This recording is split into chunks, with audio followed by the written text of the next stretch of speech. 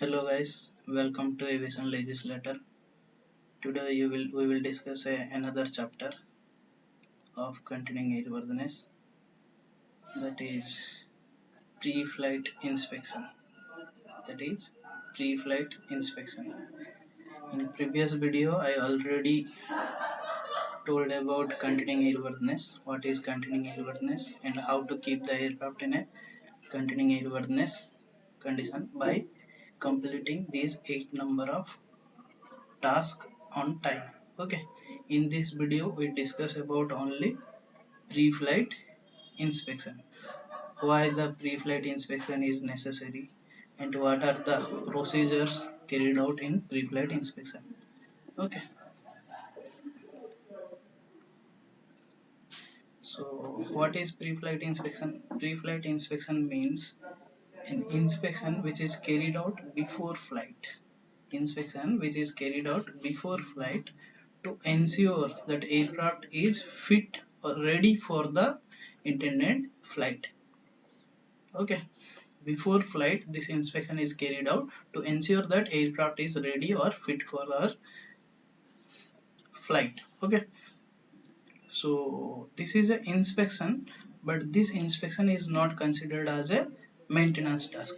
We already studied in maintenance means there are a lot of inspection, repair, modification, replacements, lot of tasks are carried out. Okay, but here you should not misunderstood about with this word inspection. This inspection is generally carried out by operation person. Which person? Operational person. Okay, need not be carried out by maintenance person. So how this inspection is carried out, what are the tasks involved in this inspection? The first one is walk around type inspection. What? Walk around. Walk around means a for an aircraft, that person who is completing the this inspection, that person starts from a point and moves around the aircraft and visually completes the inspection on all the parts and systems, that systems or parts are in a well condition or not. That is ensured by this pre-flight inspection person. Okay, so there is a map given to this pre-flight inspection person. That person, in accordance with that map, completes this walk around type inspection, which means that person starts from point number 1 and after point number 1 he passes to point number 2, and generally he completes the inspection by visually ensuring that parts condition is in a okay condition or not. Okay, in this way that pre-flight person, by this walk around type inspection, in accordance with this map, moves around the aircraft and visually inspects all the aircraft systems and comes to again that starting point. Okay, this is generally completed by visually. Okay,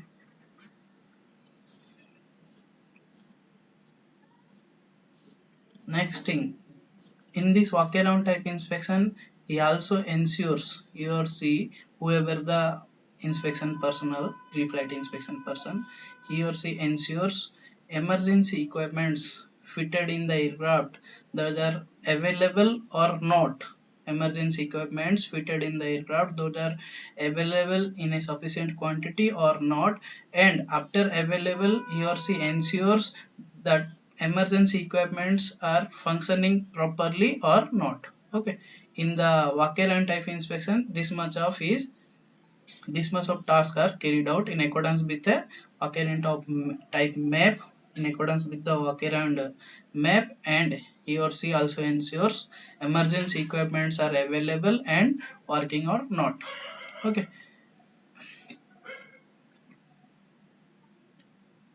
This is totally a visual inspection. In visual inspection, for example, you are inspecting an engine. Okay, yeah, if you are inspecting an engine, you can notice that this blade is in a good condition, and this blades, this these things are not looking okay.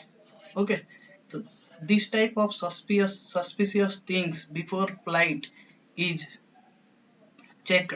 Okay, these things must be informed to the maintenance personnel. After fixing these issues, that aircraft must be ready for the air flight. So here another example in our tire. Okay, this condition is not okay. These are ensured in a walk around type task. So in pre-flight inspection, first is walk around type inspection. Okay, in accordance with a map, you will ensure that aircraft systems are visually, okay, visually looking in a good condition or not. Okay, next task that is carried out in pre-flight inspection is, that is checking the continuing airworthiness record system.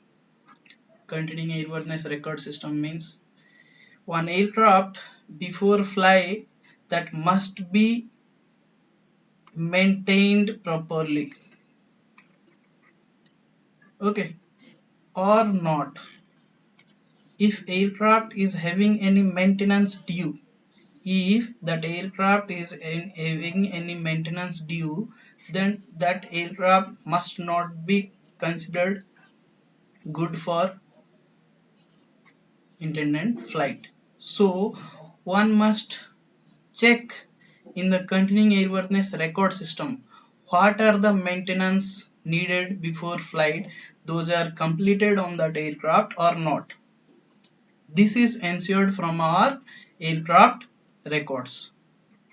From aircraft records. Which records? If an aircraft is properly maintained, that aircraft should be issued with a CRS. First thing, someone can check that certificate of release to service before flight, that aircraft is properly maintained or not, or if maintained, is there any limitations, then that is also written in the CRS. Okay, that flying personnel, pilot or pilot in command, must be aware about that limitations. Okay, another thing, if an aircraft maintained, for example, engine is maintained, engine is some maintenance engineer worked on the engine. Okay, so after maintenance task carried out on the engine, that maintenance task must be entered in the engine logbook. If that maintenance person worked on the airframe, then that maintenance engineer must be enter the task, whatever the maintenance task completed, that must be entered in the airframe or aircraft log book. Okay, so these all things, aircraft logbook, engine logbook, that may be propeller logbook, that may be service life limited log cards, log cards.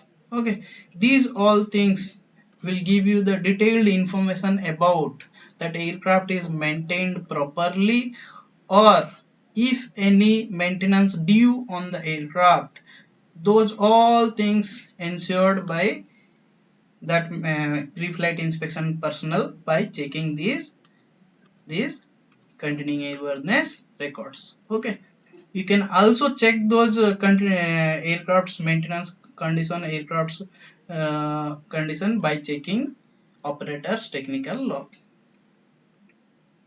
Okay, another thing, second task completed, this is a third task. Whatever the consumables, fluids uplifted to aircraft before flight, that uplifted fluid or gases,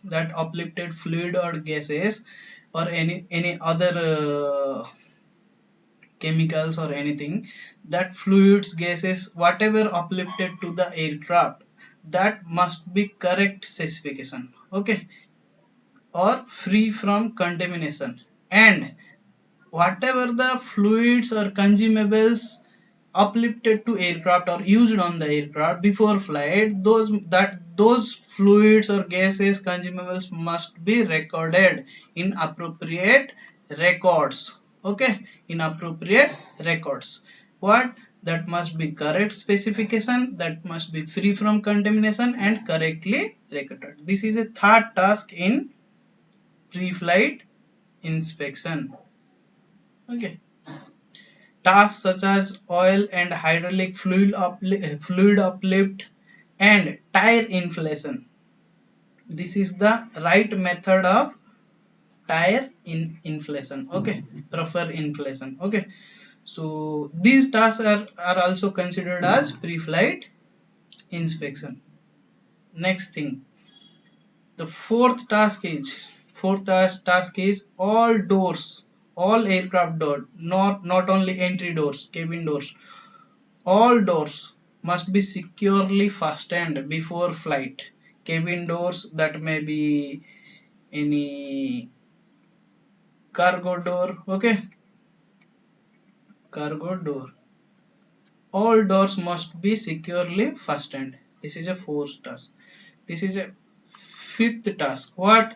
All control surfaces, that may be elevator, aileron, rudder, or flap, or spoiler, or anything, okay, that may be primary control surface or secondary control surface, okay, any control surfaces, or landing gear locks.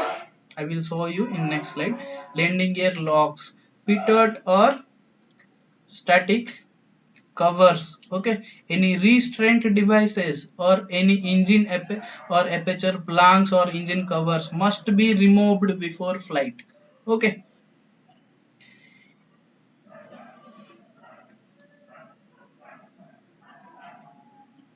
Every control surfaces must be checked for proper condition, okay.